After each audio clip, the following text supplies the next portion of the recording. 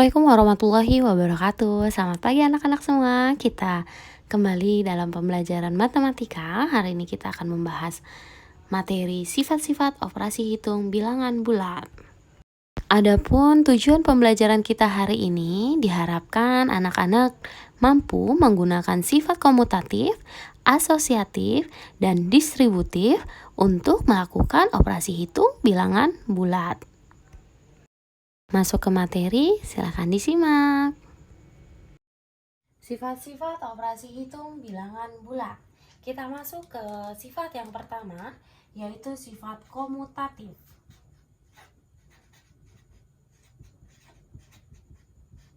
Sifat ini bisa juga kita sebut dengan sifat pertukaran. Sifat ini berlaku pada operasi hitung penjumlahan dan juga operasi hitung perkalian. Dengan rumus A, jika A ditambah B, maka ditukar menjadi B ditambah dengan A. Pada operasi hitung perkalian, A dikali B, maka sama dengan B dikali dengan A. Kita lanjut ke contoh. Misalkan ibu guru punya angka 4 ditambah dengan 7, maka kita tukar menjadi 7 ditambah dengan 4, hasilnya sama antara 4 ditambah 7 dan 7 ditambah 4, yaitu sama-sama menghasilkan 11. Begitu juga di operasi hitung perkalian. Kita punya 4 dikali 7 sama dengan 7 dikali 4. 4 dikali 7 adalah 28. Begitu juga dengan 7 dikali 4 adalah 28. Ini merupakan sifat komutatif atau kita juga sebut dengan sifat pertukaran. Ingat, hanya berlaku pada operasi hitung penjumlahan dan juga operasi hitung perkalian. Kita lanjut ke sifat yang kedua, sifat asosiatif. Ini kita sebut juga dengan sebutan sifat pengelompokan.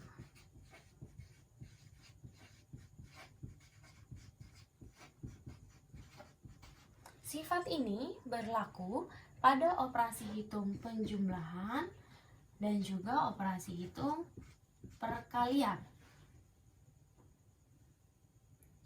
Misalkan kita memiliki bilangan, yaitu bilangan A, B, dan C. Kita masukkan ke rumus. Ya, kita coba pada operasi hitung penjumlahan. Kita kelompokkan dulu antara A dan B terlebih dahulu. A ditambah B, baru ditambah lagi dengan C. Ini hasilnya akan sama dengan A ketika B dan C kita kelompokkan dalam operasi hitung penjumlahan. Kita masukkan dengan angka. Misalkan 2 ditambah 3 ditambah dengan 5. A-nya tadi 2, B-nya adalah 3, dan C-nya adalah 5. Yang di dalam kurung kita cari hasilnya 5 ditambah dengan 5. Yang kita kelompokkan tadi atau yang kita kurungkan, kita cari hasilnya 8. 5 tambah 5 hasilnya 10, dan sisi sebelah kiri. Sisi sebelah kanan juga hasilnya 10. 2 ditambah 8. Ini berarti berlaku sifat asosiatif pada operasi hitung penjumlahan. Kita coba pada operasi hitung perkalian, di mana misalkan A kita kelompokkan dengan B, dan A dikali B dan C-nya kita kelompokkan. Kita masukkan dengan angka, kita buktikan dengan angka, di mana A-nya misalkan 3, B-nya 4, C-nya dengan 2, dijumlah. Maka hasilnya nanti akan sama dengan 3 dikali 4 dikali 2. Yang kita kelompokkan, kita cari hasilnya terlebih dahulu. 4 kali 2, 8. 12 kali 2 adalah 24. Dan 3 dikali 8 adalah 24. Hasilnya antara sisi kanan dan sisi kiri, hasilnya sama-sama 24. Maka di sini pada operasi hitung perkalian berlaku sifat asosiatif atau pengelompokan. Begitu ya, perlu diingat lagi, Ibu Guru ulangi. Sifat asosiatif berlaku pada operasi hitung penjumlahan dan juga operasi hitung perkalian. Kita masuk sifat yang ketiga, yaitu distributif.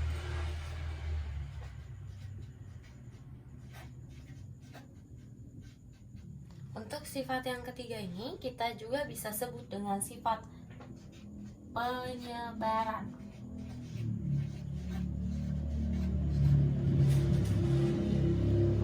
Untuk sifat ini berlaku pada operasi hitung perkalian terhadap penjumlahan dan juga perkalian terhadap pengurangan. Dengan rumus yang pertama ya, jika dia terhadap penjumlahan, perkalian terhadap penjumlahan, maka misalkan A dikali B ditambah dengan C sama dengan, kita sebar, A dikali B, jangan lupa dikurungin ya, dikelompokkan, ditambah dengan A dikali dengan C.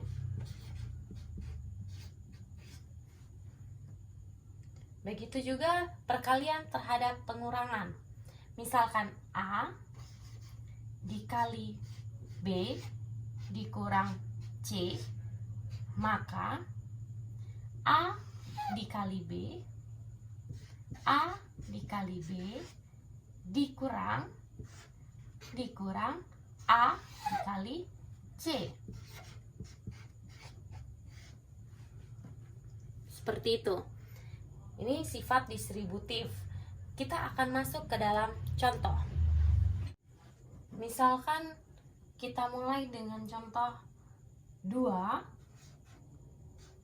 dikali 3 ditambah 4. Ingat ya, 2 dikali 3, 2 dikali dengan 3 penyebarannya, ditambah operasi hitungnya penjumlahan, ditambah 2 dikali 4, 2 dikali 4. Maka hasilnya adalah 2 dikali 3, 6, ditambah 2 dikali 4, 8. Hasilnya 14. Yang kedua, kita akan membahas operasi perkalian, contohnya ya, terhadap pengurangan. Jika A dikali B dikurang C, maka persebarannya adalah A dikali B tadi ya, sudah Ibu Guru jelaskan.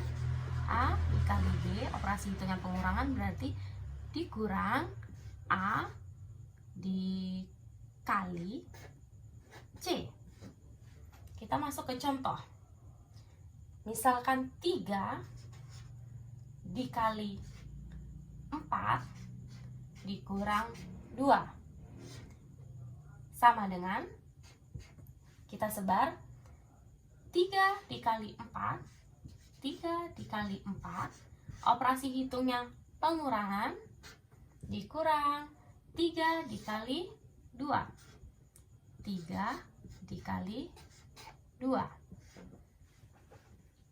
Maka hasilnya adalah 12 dikurang 6.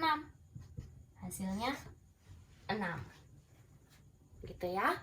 Jadi distributif ini berlaku untuk perkalian terhadap penjumlahan operasi perkalian terhadap penjumlahan dengan penyebaran A dikali B dalam kurung B ditambah C, maka A kali B, A dikalikan dengan yang di dalam kurung yang pertama B dikalikan ditambah A dikali C.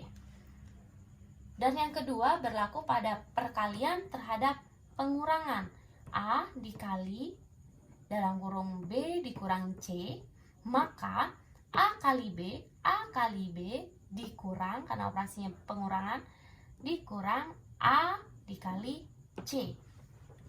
Seperti itu. Demikian materi yang dapat Ibu Guru sampaikan. Mudah-mudahan kalian dapat pahami dan juga tentunya semoga bermanfaat.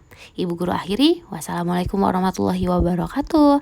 Salam semangat.